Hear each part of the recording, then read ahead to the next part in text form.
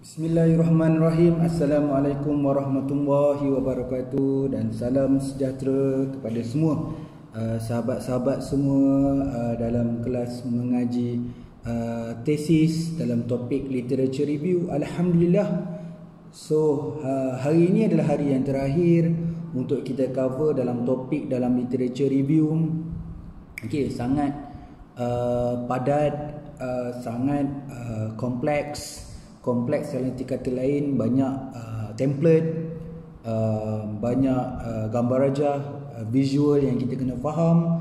Tetapi dia satu proses yang memang begitu. Dari mula kita memahami dari segi asas dalam sebuah penyelidikan yang bermula daripada teori sehingga berkembang menjadi kerangka teoretikal, kemudian kita faham jenis-jenis konsep.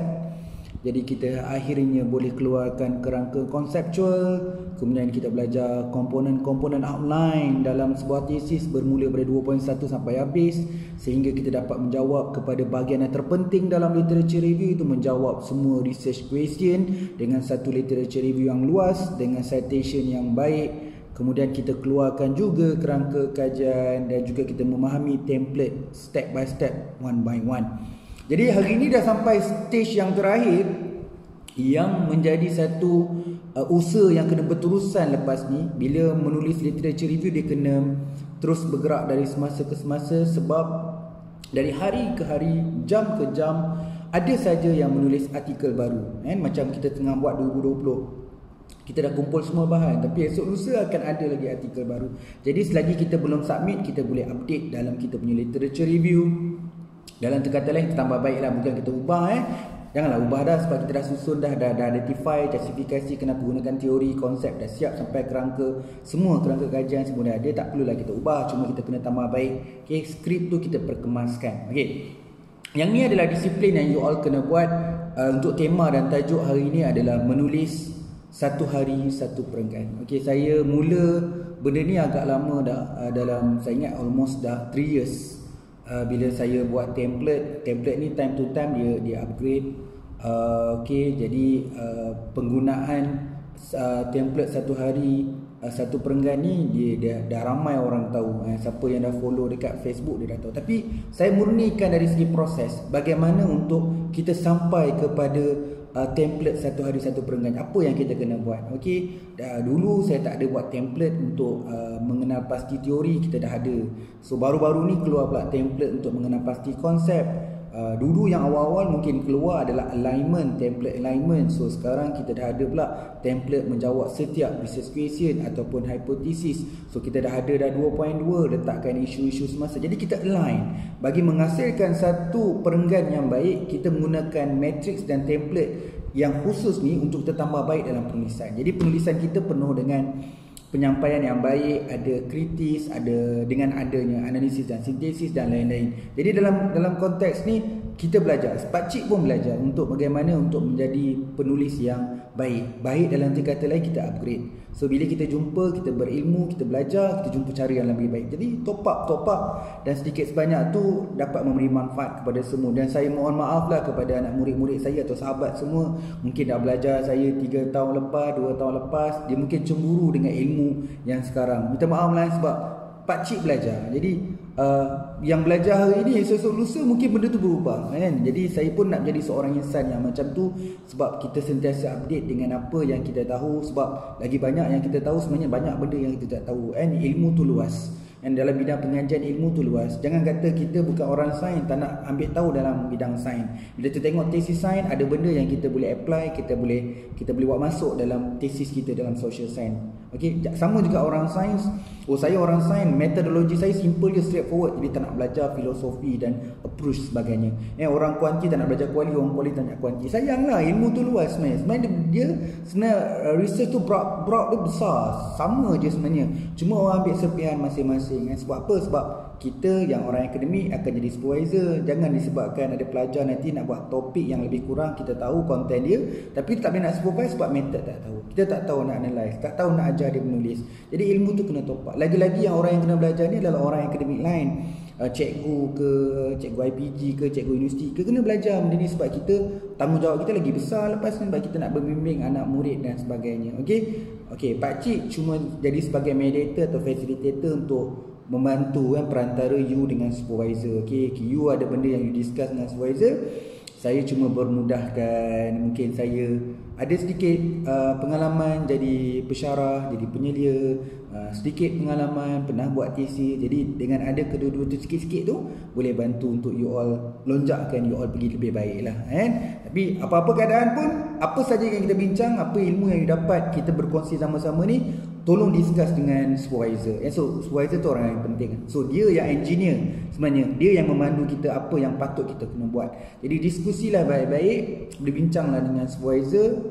Okey, tak payahlah duk cerita kata saya belajar dengan Pak Cik, tak perlu cerita sebenarnya. Belajar dengan saya sebenarnya kadang-kadang you tak perlu nak up saya lebih dalam proses pembelajaran ni. Dia lebih apa-apa pun kita berpandukan bagaimana idea dan cadangan lorongan yang dibagi oleh supervisor tu. Melainkan you all ni memang saya jadi supervisor. Okey, kita boleh proceed je. Okey, so kita pergi fokus pada hari ni. Kita dah hari yang ke-14 tak silap saya dalam literature review. Kita dah bincangkan topik yang terakhir. Topik yang terakhir ni memang of course lah, bila terakhir benda yang dia punya climax dan impact je hari ni lah. So hari ni benda yang you tak boleh terlepas lah, benda aspek yang sangat penting. Okey, saya ada sedikit cerita sikit lah sebelum kita nak mulakan penggunaan template satu hari satu perenggan ni. Okey, saya jelaskan sikit. Okey, ini student postgrad kena tahu bezakan antara kerja dan menulis. Okey, kerja, apa itu kerja? Seorang PhD atau seorang researcher buat apa? Pergi library, pergilah mana-mana tempat untuk dapatkan dokumen, pergi center ke, pergi mana-mana pertubuhan ke, perbadanan ke, dapatkan dokumen atau maklumat ke. Macam saya sebut tadi, pergi library ke, pergi fakulti ke, pergi cari bahan di alam maya secara online, cari download. Okey, kemudian print, cetak bahan, kemudian baca, lepas baca highlight pula, lepas baca kadang-kadang lepas highlight buat nota ringkas lagi. Itu semua kerja. Okey, kalau you buat apa sekarang, saya buat kerja. Buat apa ni? Cari bahan. Okey, you bukan menulis tesis. Okey, itu jadi bila kata PhD, kita menulis tesis. Yang sekarang ni you buat kerja. Saya punya advice, contohlah saya dalam situasi part time. Okey, sambil-sambil tu, sambil-sambil tengah buat kerja dekat office tu, ada waktu 5 minit 10 minit free tu, saya download, cari artikel. Okey, save. Okey, sambil-sambil tu waktu rehat tengah hari, baca jurnal. Tu kerja. You kena cuik-cuik kerja tu. Okey, tetapi bila sampai dekat menulis, dia tak boleh buat kerja. Bukan untuk baca, bukan untuk highlight, bukan untuk print, bukan cari bahan. Jadi student PhD dia kena ada waktu menulis, bukan kerja. Jadi apa tu masa menulis? Minimum 1 hari. Orang yang part time pun kena buat. Kalau full time boleh lebih lagi. Kalau part time, you kena lock 1 hari 1 jam. Okey, contohlah kan, hari ni hari Jumaat, you ambil handphone you. Okey, ambil handphone. Okey, esok hari Sabtu aku ada 24 jam. Waktu bila sejam aku free. Kena disiplin, kena taat, kena tahu sejam mana ni free ni. Okey, bukan untuk buat kerja. Okey, kalau nak bancur kopi, bancur kopi. Tu malam, jangan siang. Sekarang bulan puasa. Jadi dalam kes sekarang ni, benda tu tak masuk dalam 1 jam. 1 jam tu notebook pun dah siap buka. Okey, 1 jam tu terus nak buat. Okey, kita kena allocatekan 1 jam, tulis satu perenggan 1 hari. Tulis je. Okey. Contoh hari ni hari Jumaat saya sebut tadi kan. Set seminggu. Set seminggu daripada hari Sabtu sampai hari Jumaat. Pukul berapa free? Kalau yang boleh set seminggu, yang boleh set sebulan, set sebulan. Tepati 1 jam. Lepas tu anda ukur diri ni. Aku ni nak cari 1 jam menulis pun susah. Bukan nak buat, baru plan. Baru nak plan, buka handphone nak cari 1 jam free pun dah pening lah. Bila aku punya free Nak buat malam penat, nak buat siang kerja, nak buat time ni tak susah. Bulan Ramadan kena banyakkan ibadah, betul. Tapi you kena ambil 1 jam je. Sebab you dah pegang amanah dan tanggungjawab juga you untuk register PhD, nak siapkan tesis. Jadi kita kena cari masa tu. Ambil 1 jam, saya tak tuntut banyak, untuk 1 jam saja. Okey, kemudian langkah yang ketiga, disiplin menulis. Yang pertama tadi kena bezakan, ini kerja, ini menulis tesis. Menulis tesis kena lock 1 hari 1 jam. Okey, tak payah cuti. Kalau tanya saya untuk permulaan, tak payah cuti, konsisten Isnin sampai Ahad. Sebab nak dapatkan momentum konsisten tu sangat susah. Untuk peringkat permulaan kena disiplin. Jadi disiplin menulis 1 jam, perlu konsisten. Okey, tulis seperenggan ngikut template yang bakal diberi nanti. Untuk permulaan konsisten selama 30 hari ni. Untuk uji assess diri tu, cuba you buat selama 30 hari. Iaitu sebulan, 1 hari 1 jam menulis satu perenggan. You akan nampak impact dia. You akan nampak output dan hasil dia. Okey. Secara calculate, saya boleh calculate measure dalam seminggu you dapat 3 muka surat. Dalam sebulan you dapat 12 muka surat. Dalam setahun you dapat 144 muka surat. Dalam 3 tahun you dapat 432 muka surat. Okey. Benda ni yang kita cakap, kita kena smart. Okey, bezakan kerja dan menulis tesis. Bila syarat untuk bergraduat nak katakan submission tu, orang tak tengok kerja. Orang tengok apa yang kita tulis. Jadi korbankan, ambillah masa sehari sejam untuk you menulis secara konsisten. Abaikan benda tu perfect, sempurna. Berlatih menulis. Hari ni dah buat merujuk Ahmad. Semalam aku dah letak merujuk Ahmad. Hari ni takkan nak merujuk lagi. Oh, teruk betul bahasa aku ni. Saya coding je berdasarkan kajian lepas. Mulalah kita baca buku, buka academic phrase bank. Okey, banyak lagi bahasa Perdana Wacana ni, conjunction word banyak lagi. So macam mana nak tulis? Aku ni macam reporter lah, melaporkan je. Ahmad Jalan Siti melaporkan, ini juga mengatakan. Macam mana nak menulis satu perenggan yang baik kan? Mula you belajar cari buku, macam mana nak tulis literature review secara kritis, apa yang dikatakan synthesis analisis. 30 hari anda sendiri akan berlawan ataupun berdiskusi dengan diri sendiri. Aku ni apalah, cak ayam betul lah aku. Dah belajar sekolah rendah, dah belajar dah, tersurat tersirat, sampai dah buat PhD ni jadi macam tepu habis. Tak boleh nak fikir. Selama ni kita selama pegang title je, aku orang industri, aku dah kerja, aku pensyarah, aku dah ada degree, aku dah ada master, PhD ni kacang je. No, ni is about writing, is about process. Okay, kalau asas you tak kuat dari sekolah rendah, sekarang ni kena belajar je lah, tak ada masalah lah. Macam orang mengaji juga. Kalau kata tak boleh nak mengaji zaman kecil-kecil, dah besar-besar ni boleh datang kesedaran, tak apalah, belajar je lah kan. Yang paling penting adalah betul pesan itu. Jadi kat sini yang kita kena highlight bahawa jangan malu untuk belajar proses menulis. Semua orang ada fakta masing-masing, ada keyword, masing-masing ada pengalaman dan kemahiran dan sebagainya. Tapi bila menulis, tak semua orang ada skill menulis. Tak salah belajar, bukan nak suruh jadi penulis lepas ni. Okey, tapi you nak melengkapkan satu tesis ni, kena jadi penulis. Saya tarik balik perkataan tadi. Orang PhD wajar jadi penulis. Tulislah, berkaryalah dalam penulisan akademik ke dalam commercial punya writer ke, writing ke, mana-mana terbit buku ke, artikel ke, surat khabar ke, majalah, bulletin, Facebook ke, apa-apa, perkongsian ilmu kepada komuniti, WhatsApp ke, as long benda tu beri manfaat. Sebab tapi dia datang dari skill menulis. Sebab kadang-kadang menulis nak kena sampai, bila you tulis, penilai dan supervisor nak kena faham, nak kena jelas apa yang you kena buat. Jadi time to time bila you tulis one perenggan, satu KPI yang pendek. Jangan kata satu perenggan tu nak banyak. Satu perenggan yang baik adalah kalau measure dalam muka surat, dia adalah dalam satu muka surat sebagusnya ada 2 atau 3 muka surat. Dia bergantung pada format mestilah. Ada yang double spacing, ada yang 1.5, ada yang pakai 12, ada yang pakai 11. Tapi kita ambil secara umum satu muka surat, bukan satu perenggan. Satu muka surat ada 2 atau 3 perenggan. Lebih kurang lah.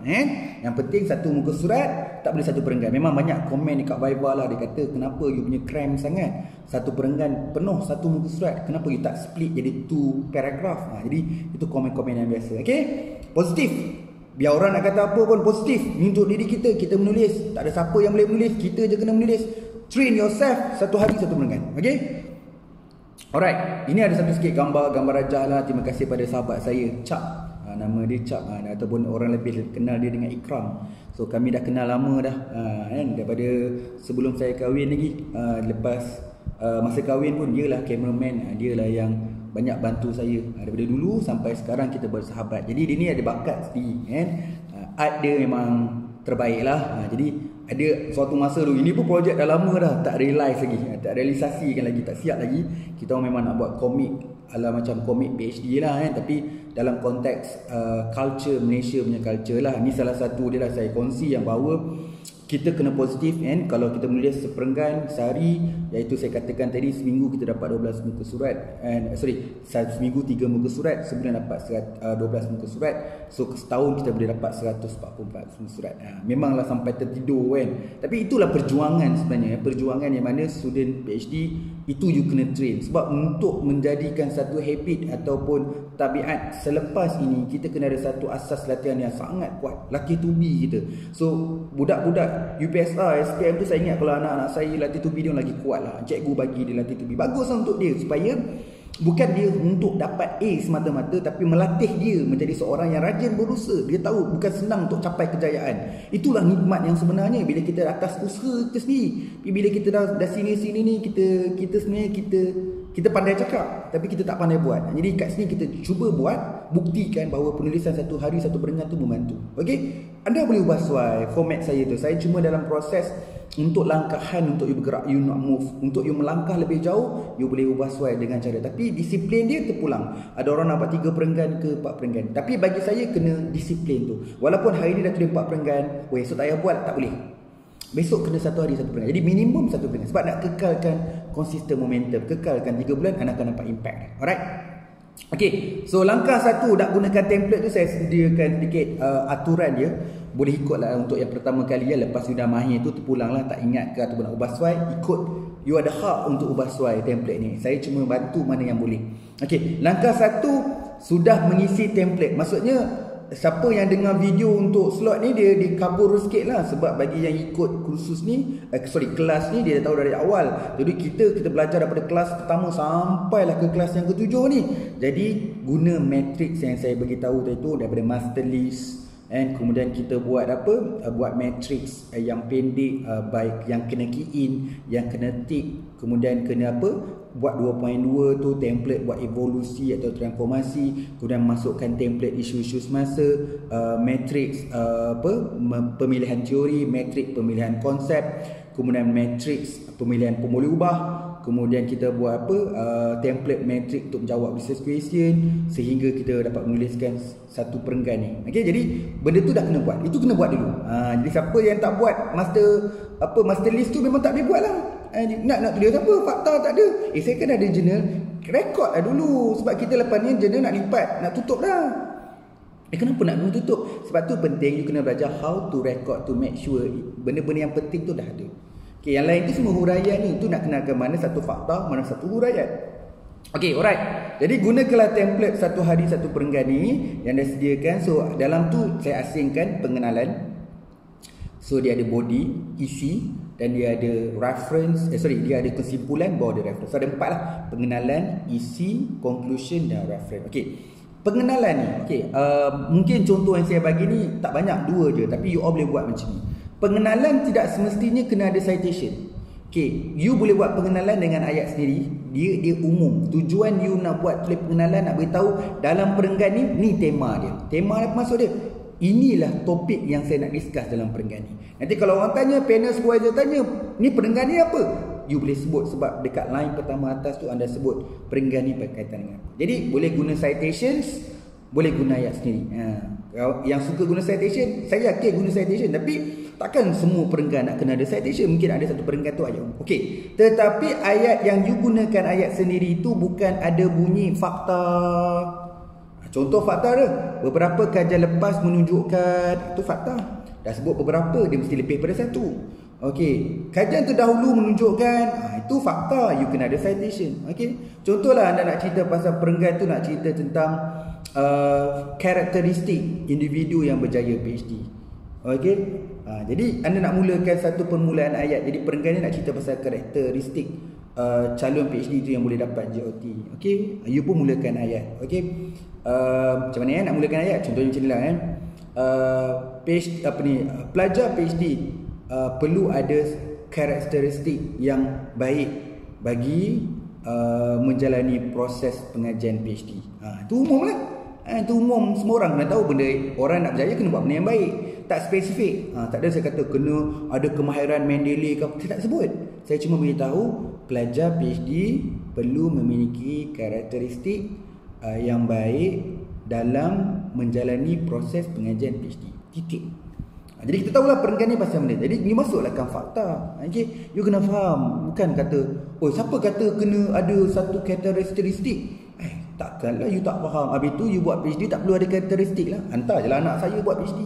Kan? Benda tu tak perlulah ada citation. Sebab kita tak ada pergi satu fakta atau satu pengkhususan. Okay. Dan benda tu diletakkan di tempat yang tepat. Sebab kita mulakan awal perenggan. Lepas tu kita akan buktikan. Sebagai contoh, kajian terbaru oleh bla bla. Di kajian ni sementara itu, kajian ni mendapatkan juga mengatakan macam ni. Namun negara ni ataupun perspektif kajian ni mengatakan sebaliknya. Itu baru kita ada perbincangan. Okey, kita ada perbincangan. Jadi pengenalan boleh ada citation dengan tak ada citation. Kemudian isi. Okey, isi ni ada berapa sikit penceritaan dia. Isi ada boleh bentuk yang direct. Fakta demi fakta demi fakta. Side. Okey, ada yang kadang-kadang dia bagi main fact. Fakta pertama tu sangat kuat. Citation yang kedua ni menyokong fakta pertama. Jadi dia saling komplement. Fakta sokongan. Okey. Ada kadang-kadang nak ceritakan situasi, nak beritahu, okey, sebenarnya Malaysia macam ni. Nak beritahu yang Malaysia ni sama je seperti dekat negara maju.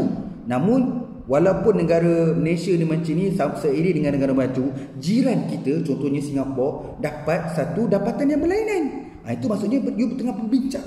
You tengah nak analyse dengan sintesis. Analyse dengan sintesis. Jadi kat situ sedang berlaku. Ada orang yang macam tu. Jadi ada orang yang jadi macam tu, ada yang gunakan fakta dan sokongan. Ni masih dekat isi ya. Isi, okey. Okey, yang last sekali adalah kesimpulan. Kesimpulan adalah bahagian yang ketiga sebelum reference, okey. Kita kena kesimpulkan. Ambil point daripada pengenalan dengan isi tadi, kita buat satu ayat kesimpulan dengan ayat sendiri. Bunyi fakta, memanglah bunyi macam fakta, tapi fakta daripada kita masih lagi dalam satu perenggan yang sama, tapi kesimpulan tu nak meng-highlight, nak menegaskan balik seperti mana yang kita highlight dalam pengenalan dan juga isi tadi. Bahasa lain boleh sebut isi tadi, isi tersurat dan tersirat. Cuba bayangkan, saya boleh bayangkan, saya memang masalah karangan. Saya memang ada masalah karangan dulu masa PSR. Saya tak tahu buat karangan. Buatlah ajar macam mana pun, letak gambar ke, ayat putus-putus, memang saya wang sikit lah. Sebab saya tak erti nak menghurai.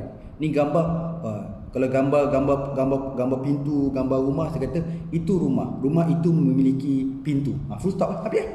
Saya tak tahu nak explain dah. Okey. Bila saya tahu kelemahan tu, mak ayah saya tahu kelemahan tu bila dia ajar saya dan sebagainya, guru-guru pun bantu juga mengajar. Terima kasih banyak-banyak. Okey, saya mula faham untuk okey, dia kena faham, dia kena interpretasi. Bila interpretasi, saya mula jadi interpretasi yang di luar pada umur ketiga itulah. Ada kata contohlah kan, rumah dibina dengan kayu. Saya mula fikir kan, kayu daripada pokok jenis apa? Pokok ni macam mana nak tanam? Dia dah jadi lain lah konteks saya jenis macam tu. Jadi dia dah teruk budak ni. Jadi budak ni dia kena ajar, okey, rumah mesti ada pintu, ada tingkap, baru rumah lengkap. Jadi kita nak keluar rumah, kita nak masuk rumah kena ikut pintu, jangan keluar pakai tingkap. Itu cikgu dah didik supaya kita tahu, ni rumah, ni cara nak masuk dalam rumah. Nak masuk rumah kena bagi salam, macam tu. Tapi saya faham lain. Jadi orang bimbing saya untuk cara menulis. Itu saya kata menulis ni kena ada satu skill. Ada masa you kena berguru, ada masa you kena baca buku untuk lebih memahami. Okey, dalam kes ni you kena faham cara nak menulis. Sebab tu lihatlah tesis, lihatlah artikel, macam mana orang tulis satu perenggan yang baik. Saya syorkan satu lagi tambahan. Okey. Sekiranya anda jumpa ayat, ni namanya, buat satu template namanya ayat-ayat tesis. Okey. Sedapnya problem statement dia. You buka dekat Excel, dekat bawah sheet 1 tu, ayat-ayat problem statement. Buat kat situ. Sedapnya ayat literature review dia. You asingkan. Dalam kat situ, ayat-ayat literature review bahagian teori. Jadi you kumpul je ayat. Okay, kita dah ada master list tadi, fakta. Kita ada satu lagi Excel, ayat-ayat yang manis-manis, ayat yang sedap-sedap. Okay, you combine yang kedua. tak ada masalah. Walaupun ayat ni dalam bidang yang lain, tak ada masalah. Kita cuma nak buat ayat. Okey, mungkin you dah ada academic flashbang. Okey, itu dah batu, tapi you nak cari lagi tambahan yang baru-baru. Jadi you kena buat sendiri. Kita panggil self academic flashbang. You buat bank ayat sendiri. Okey, saya ada sendiri lah. Memang saya nak tulis artikel, memang saya ada bank ayat saya sendiri. Jadi benda tu not for sale lah. Sebab kalau saya semua bagi kat semua orang, nanti saya punya artikel sama je macam you all. Tapi benda tu semua orang boleh buat. Disiplin, satu hari satu ayat. Contoh je kan, ayat sedap lah artikel jurnal ni. Kita fully utilize. Kita key in dekat master list, kemudian kita key in lah, ni ayat problem statement, ni ayat teori. Jadi kita bekalkan benda tu. Bukan apa, kita sebagai penulis, kita ada kemampuan untuk ubah suai. Kita nak kita putus, kita tak tahu macam mana nak mulakan ayat, macam mana nak gabungkan ayat pertama dengan ayat kedua. Jadi kita perlu buat dua dalam satu. Bila baca satu artikel, selain pada fakta, ambil ayat. Bukan kita untuk tiru, tapi kita untuk belajar cara nak menulis ayat yang baik. Sebab dia ambil ayat itu untuk fakta lain, kita guna ayat itu untuk fakta lain. Okey, berbeza tu, fakta berbeza, tetapi ayat tetap sama. Tapi saya yakin you all mampu mengubah ayat tu untuk kesesuaian fakta yang ada khusus untuk kajian kita lah. Okey, jadi kita kena jelas kat sini, kita kena isi bahagian pengenalan, bahagian isi dan bahagian kesimpulan dan juga reference.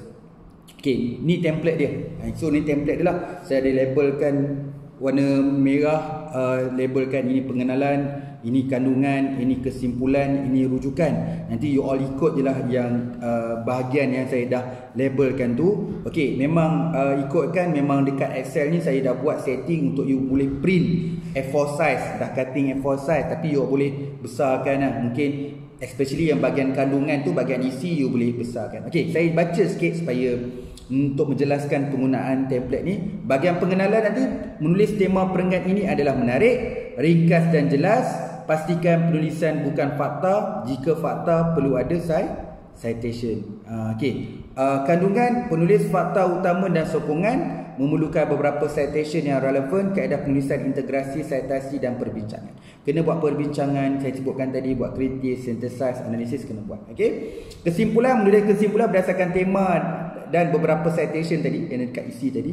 Simpulkan implikasi tema yang diperolehi supaya bermanfaat dan limitasi. Okey, yang dekat atas tu, dekat bahagian pengenalan tu, nanti you jangan kata oh tak perlu citation. Tak, ayat saya kat bahagian pengenalan, menulis tema perenggan ini adalah menarik, ringkas dan jelas. Pastikan penulisan bukan fakta dan tiada citation. Jadi kalau bukan nak buat ayat sendiri yang tak ada citation, pastikan tak ada fakta. Tapi kalau sebaliknya, kalau nak gunakan ayat fakta, perlu ada citation. Takut nanti orang kata oh pengenalan tak perlu citation. Kena fahamlah kat sini, ayat saya beritahu kalau tak nak bunyi fakta, tak perlulah citation. Tapi kalau ada fakta, perlu ada citation. Okey. Okey, kita dah gunakan yang lepas-lepas saya dah tunjuk bagaimana kita mengisi ruang, kita masukkan isu-isu semasa dalam template. Okey, jadi kita masukkan. Jadi saya gunakan satu contoh. You all boleh guna, you boleh kembangkan, tapi saya tak mampu untuk kembangkan di sini sebab mengambil masa yang lama. Tapi dekat sini saya ambil contoh. Saya yakin you all boleh apply. Saya ambil apa yang saya dah tulis dalam ayat isu-isu semasa pengetahuan tu.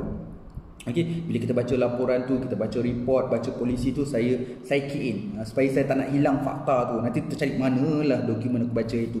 So everything yang penting you dah record dalam ayat-ayat semasa ni. Okey, itu nombor satu. Saya dah ada, itu bekalan saya. Matrik saya dah ada yang tu. Okey, matrik yang kedua itu kita dah isi dah menjawab research question. Kita ada template matrik menjawab spesifik research question nombor satu template. Research question nombor dua. Di dalam kes ni saya tunjuk satu je lah. Jangan itu yang last 2 days yang saya tunjuk satu research question tu. Jadi saya dah masuk dah. Saya jumpa artikel. Okey, saya punya research question, apakah tahap faktor-faktor pembelajaran PhD bagi mencapai GOT. So saya dah jumpa paper IFA, paper Bibiana, paper Cempaka, paper Dian, lepas tu paper Elisha. Saya jumpa 5 paper. Okey, berdasarkan 5 paper ni saya ada ulangan sikit. 5 paper ni saya telah masukkan butiran maklumat. Contohnya setiap tadi 5 tadi ada tujuan, negara, teori, reka bentuk, strategi, sampel, dapatan, cadangan. Okey, sebelum kita explore benda ni, dia nak beritahu betapa banyak dia. Okey, cuba bayangkan ada 5 authors. Okey, ada 5 authors. Kemudian kita ada 1, 2, 3, 4, 5, 6, 7, 8. Ada 8 butiran. 8 kali 5 maksudnya 40. 40 fakta. Berapa banyak perenggan yang anda boleh tulis kalau ada 40 fakta?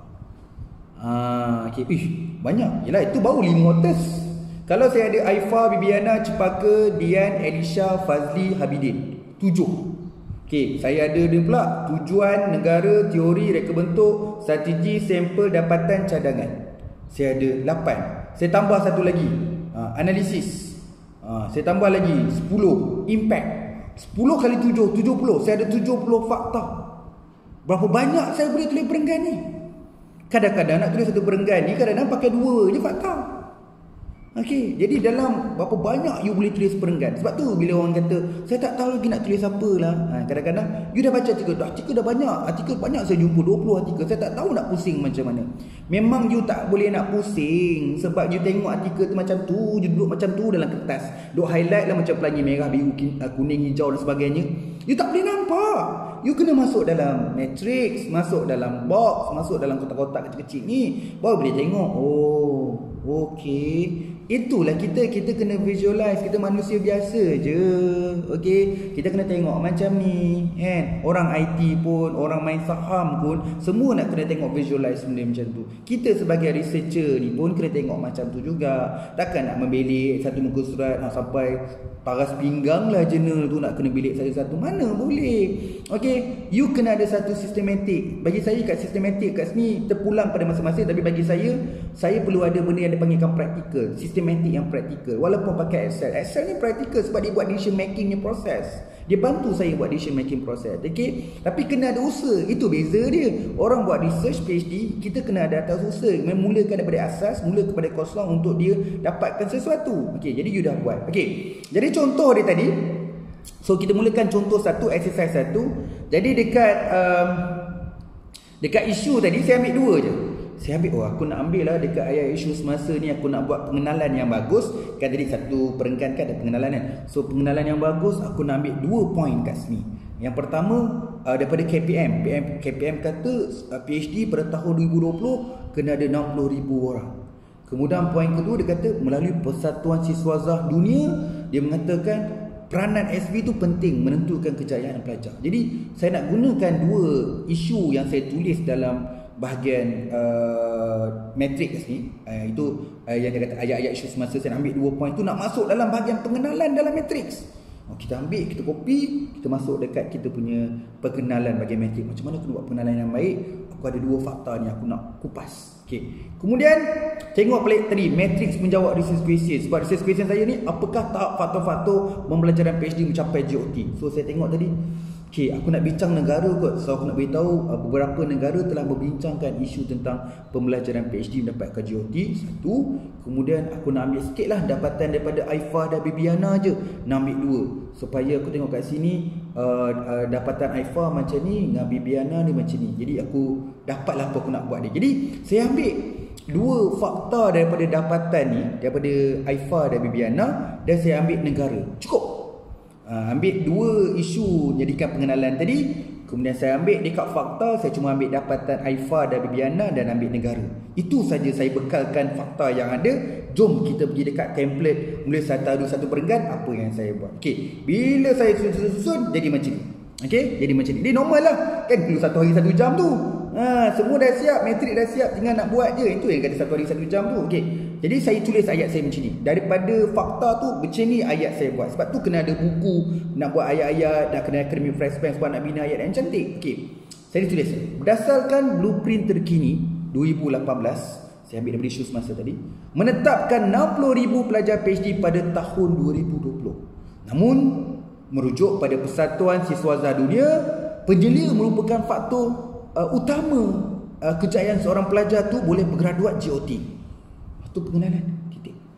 Bila orang baca, baru aku tahu KPM target kita ada 60,000. Kan tiba-tiba orang yang baca dapat pengetahuan tu, pengetahuan am ke pengetahuan umum dia dapat kat situ. Okey.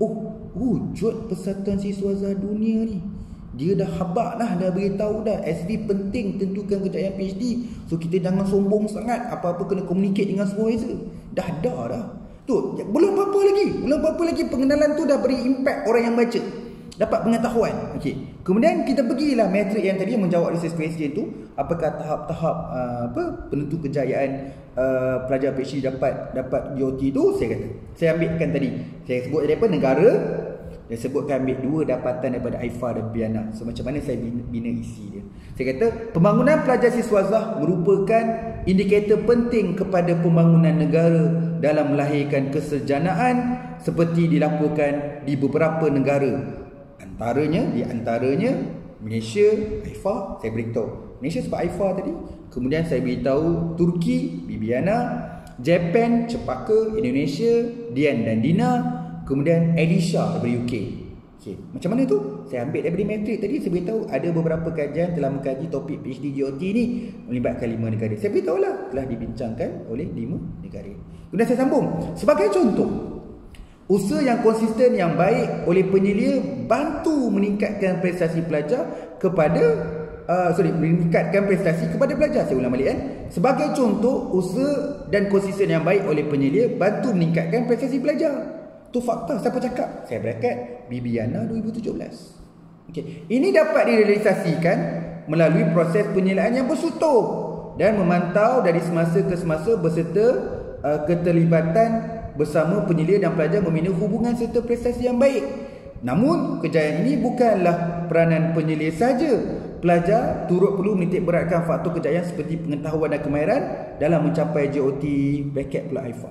Jadi ada berapa penting kat sini maklumat saya dah sebut kat sini bahawa Bibiana kata penyelia penting bagi untuk meningkatkan prestasi pelajar. Okey, kemudian ini dapat direalisasikan melalui proses penyelaan bersutur dan memantau dari semasa ke semasa keterlibatan pelajar membina hubungan dan prestasi yang baik. Namun kejayaan ini bukanlah peranan penyelia saja, tetapi merupakan faktor kejayaan dari aspek pengetahuan dan kemahiran oleh AIFA. Okey, kemudian bagi merealisasikan hasrat kerajaan Malaysia, ini kesimpulan macam mana nak buat? Saya kaitkan balik bagi merealisasikan hasrat kejayaan Malaysia bagi mencapai bilangan siswazah ditetapkan. Tu ayat saya pertama tu. Jadi saya ambil daripada pengenalan. Okey, bagi merealisasikan hasrat kejayaan bagi mencapai target bilangan siswazah yang ditetapkan, peranan SV, penyelia dan pelajar dan komitmen pelajar merupakan elemen penting bagi mencapai GOT. Jadi siap satu perenggan. Kalau saya baca dia tak sampai lah sejam. Tapi bila you letak perenggan, you type padam, ubah. Okey, saya yakin you boleh buat lebih baik daripada saya. Okey, yang paling penting matrix dah siap. Dah tahu nak isi bahagian pengenalan, ambil daripada ayat-ayat isu. Macam mana nak ambil ayat-ayat fakta, ambil daripada matrix research question. Kalau tengah cerita pasal research question lah. Kalau cerita pasal teori, ambil daripada template pemilihan teori tu. Kemudian kalau kesimpulan, kita simpulkan daripada pengenalan ni. Ada orang kata suka-suka je Pak Cik simpulkan. Suka-suka apa? Kita mana boleh simpulkan dalam literature review. Saya simpulkan dalam perbincangan perenggan ini. Setiap perenggan mesti ada tema dia. Nanti tahu tak vibe orang tanya, ni perenggan ni cerita pasal apa nak cakap apa? Jadi setiap perenggan harus ada satu tema yang khusus untuk kita perbincangkan. Jadi kita perlu disokong oleh kajian-kajian yang terbaru ataupun dokumen-dokumen atau sumber-sumber yang relevan. Sebab tu ada isi boleh jadi fakta, boleh jadi sokongan, boleh jadi nak menceritakan benda tersurat dan tersirat dalam tema ini. Jadi kesimpulan tu ayat pendek je, satu titik, satu line je nak beritahu. Yang kalau kes ni nak beritahu bahawa bagi merealisasikan hasrat kejayaan, bagi mencapai bilangan PhD yang ditetapkan, peranan supervisor dan komitmen pelajar adalah penting bagi mencapai GOT. Kalau you baca perenggan ni, you akan nampak betul lah. Dia penilai dengan supervisor bukan teruk sangat. Mana fakta, mana sumber? Tak. Sebab you mampu untuk buat naratif penceritaan yang relevan. Setiap perenggan itu mesti ada pembuka kata, pengenalan, perlu ada isi, perlu ada kesimpulan. Kita belajar kat sekolah, UPSR punya format itu. Pengenalan, tersurat, tersirat, kesimpulan. Lekat dalam jiwa saya 4 perkara tu. Jadi kita buat PhD pun benda tu sama juga. Okey. Jadi bila dah siap dekat template Excel ni, okey, dah siap kan, sebab kita tak boleh hantar Excel dalam kita punya tesis. Copy paste. Copylah pengenalan tu masuk kat Words, copylah isi tu pindah kat Words, pindahlah kesimpulan tu pindah dekat Words. Bila pindah kat Words, baru kita nampak. Okey. Lah satu perenggan. Sebab kita buat susun satu perenggan kan. Titik. Okey. Jadi saya nak nampakkan supaya nampakkan visualize benda yang kita buat ni sesuai, you baca lagi lah. Bila you baca kan mungkin ada ejaan salah dekat Excel tadi, mungkin tersalah ejaan, mungkin bila baca 2-3 kali nak betulkan ayat, penyampaian, edit lah dari sini. Okey, jadi dekat slide ni juga saya tunjuk, saya sajakan highlight supaya nak nampak. Saya highlightkan kuning tu nak tunjukkan ini pengenalan, highlight warna biru ini isi, lepas tu saya highlight warna hijau itu adalah kesimpulan. Okey, saya yakin kalau orang pertama kali buat dia sangat satisfy, dia sangat macam teruja untuk diri sendiri. Oh, sejauh ni aku mampu menulis. So you rasa confident lepas ni. Oh, sumpahnya tulis satu perenggan tak susah pun. Okey, tapi kita kena ada macam workstation, kita kena ada template. Bila dengan ada template bantu kita. Okey, template tu boleh print tau. You boleh tulis pakai tangan pun tak ada masalah. Jadi you ada hala tuju, satu hari tulis satu perenggan. Okey, KPI yang realistik kita panggil. Okey, tak apalah menulis. Kalau kata hari tu tak berjadi, tapi sekurang-kurang hari tu you melatih menulis. Okey, menulislah satu hari satu perenggan. Okey. Alright, contoh yang kedua, masih lagi topik yang pertama. Okey, kita dah siap dah satu perenggan. Okey, kita nak buat perenggan yang kedua pula. Okey, contoh yang kedua masih topik yang sama. Okey, saya pergi dekat bahagian template isu-isu semasa. Jadi saya ambil satu ni. Okey, tadi saya pakai 2 isu untuk jadikan pengenalan. Sekarang ni saya ambil satu isu je untuk jadi pengenalan. Okey, pembelajaran PhD harus sistematik dalam mencapai kesejahteraan dan memanfaatkan antara akademia dan masyarakat. Oh, saya nak ambil lah ayat ni. Ambil ayat ni. Jadi saya ambil pembelajaran PhD yang sistematik ni, yang UNESCO cakap 2019 dapat memberi impact pada akademia dan masyarakat ni sebagai saya punya next idea. Okey, jadi saya pun ambil point tu. Okey, kemudian saya ambil poin-poin lain pula untuk bincang. Okey, saya ambil point. Okey, saya nak ambil cadangan lah. Nak ambil cadangan. Jadi saya ambil cadangan mengenal pasti faktor kritikal kejayaan PhD dalam mencapai JOT secara menyeluruh. Okey, jadi kalau kata ikut cadangan si AIFA 2016 ni, dia kata dengan mengenal pasti faktor kritikal kejayaan PhD dalam mencapai JOT secara menyeluruh. So dia cadangkan kajian akan datang supaya mengenal pasti faktor ni. Kemudian tengok cadangan daripada UK pula, Alicia mengatakan perlu kenal pasti elemen-elemen pelajaran yang penting bagi kunci kejayaan pelajar PhD. So ada 2 kat sini. Okey, saya ambil 2 poin je, 2 fakta je yang ada kat sini. Tadi saya ambil 3 tau. 2 dapatan dan 1 negara. Ambil 3. Yang ni saya cuma ambil 2 cadangan. Kan saya beritahu tadi kan ada tujuan, negara, metodologi, sampel, dapatan, cadangan. So kali ni saya ambil cadangan. Maksudnya 2 kajian daripada AIFA dan Alicia ni telah mencadangkan. Saya ambil cadangan tu dah tulis satu perenggan. Okey. Bila nak tulis satu perenggan, kita mulalah masukkan template untuk tulis satu perenggan. Okey. Bila tulis satu perenggan, kita tulislah apa yang kita nak tulis. Okey. Bila kita dah masuk kat sini, kita masukkan dalam template lagi. Okey. Okey, bila dah masukkan template, saya ringkaskan je lah kan, supaya tadi kita proses dah sama, masukkan ini introduction, ini apa, ini isi, ini kesimpulan. Okey, jadi saya simpulkan macam ni. Okey, jadi dekat bahagian pengenalan tu saya kata informasi semasa Universiti Tersohor ini telah menegaskan bahawa pelajar PhD yang menamatkan pengajian JOT perlu dikenal pasti atau faktor. Okey, saya ambil satu ni cerita lain saya ambil satu isu semasa.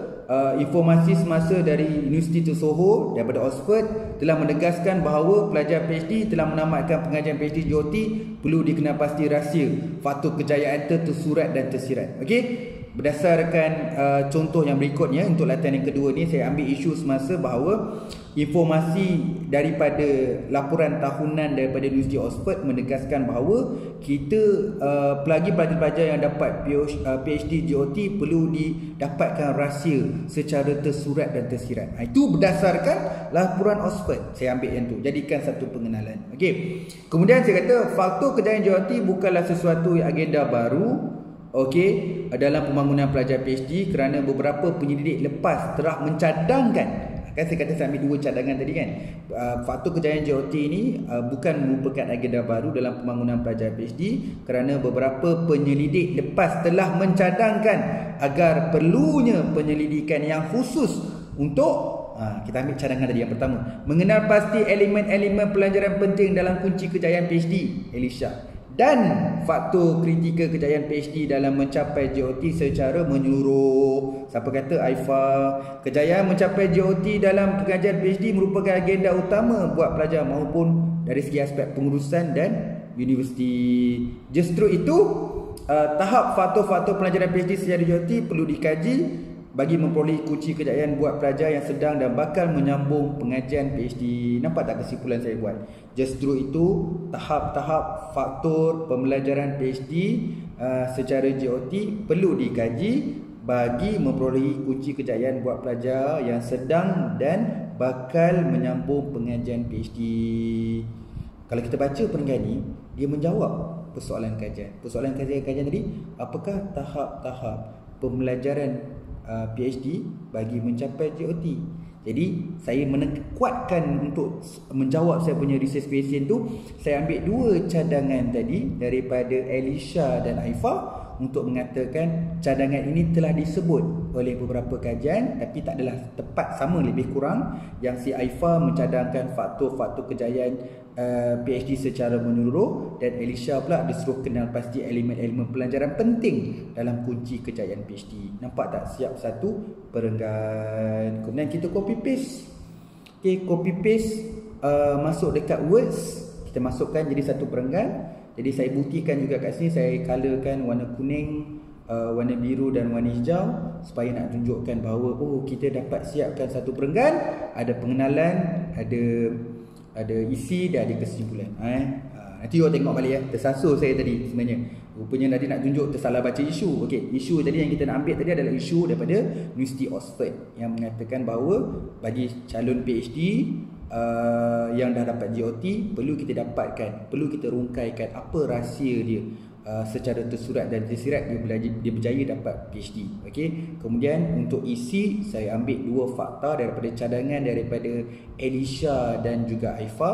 Alicia mengatakan bahawa kita kena kenal pasti elemen-elemen penting menjadi kunci kejayaan PhD. Kemudian si AIFA pula berkatakan perlu kenal pasti apakah faktor-faktor yang dia kata yang secara menyeluruh menjadikan kejayaan bagi mencapai JOT. Okey, jadi kita buat kesimpulan bahawa universiti tadi pihak pengurusan masalah dan pelajar juga perlu dikaji supaya kita tahulah macam mana nak mencapai kunci kejayaan bagi mencapai PhD dengan JOT.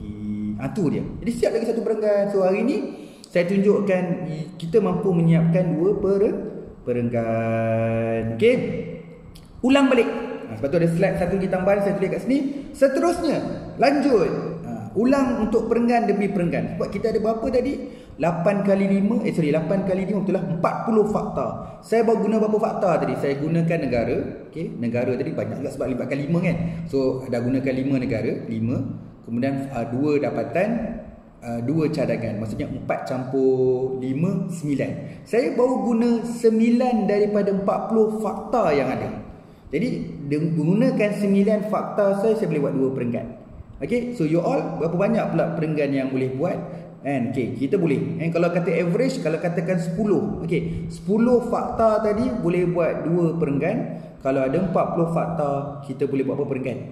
Kita boleh buat 8 perenggan. Jadi maksudnya daripada contoh saya bagi ni, saya buat 2 perenggan, you all boleh buat 6 perenggan lagi daripada fakta. Sebab saya tak discuss pembahasan teori lagi. Saya tak discuss lagi pasal sampel, metodologi saya tak sentuh. Saya cuma sentuh tadi bermainkan negara, sedikit dapatan, sedikit cadangan. Dah dapat 2 perenggan. So you all boleh tambah-tambah. Okey? Jadi saya dah tunjukkan dalam slide ni, saya dah tunjukkan apa bahagian yang saya dah guna. Saya colorkan warna merah. Maksudnya yang saya highlight warna merah tu maksudnya saya dah gunakan fakta dia. Okey, dah gunakan negara, dah gunakan 2 dapatan, dah gunakan 2 cadangan. Okey? Jadi make sure kita fully utilize mana-mana cadangan dan dapatan dah guna tu, janganlah ulang balik. So banyak lagi poin-poin penting kan. So dalam kes ni kita ada 31 lagi fakta yang tak digunakan. Jadi kita boleh tuliskan banyak lagi perenggan. Okey. minta you all explore. Saya rasa you all mudah faham. Siapa yang follow daripada awal sampai habis, so kita ambil daripada sumber-sumber yang kita dah key in dalam master list, dalam template-template secara pengususan. Dalam case ni saya ambil daripada ayat-ayat isu semasa dan juga matrix berjawab research question. Gabungan kedua tu saya tulis dalam satu hari satu perenggan. Saya masukkan dekat bahagian pengenalan untuk konteks isu semasa tadi. Kemudian saya masukkan isi-isi saya ambil daripada matrix menjawab research question. Tak perlu ambil banyak-banyak, ambil yang beberapa berkaitan sebab dalam perenggan ni ada tema dia. Kemudian ambillah tujuan tema di dalam pengenalan dan juga isi utama tadi untuk dijadikan satu ayat untuk buat kesimpulan tanpa ada citation. Okay, sebab kita buat kesimpulan. So dalam kes ni dibenarkan sebab kita sekarang sedang menulis. Sebab menulis adalah perbincangan. Bila orang kata perbincangan dalam literature review adalah inilah kita instruments, kita researcher menulis. Bila menulis kita boleh kawal perenggan, pengenalan kita kawal, penutup kita kawal, isi kita kawal. Nanti kalau masa viva orang tanya perenggan ni apa, saya rasa tak kena tanya. Sebab you dah tulis macam ni, orang dah baca jelas. Tahu perenggan ni pasal apa you nak bincangkan, apa fakta dia, apa you nak simpulkan, clear. Okey. Kemudian nanti you akan susun perenggan demi perenggan. Bila susun perenggan demi perenggan, saya lebih suka konsep piramid terbalik.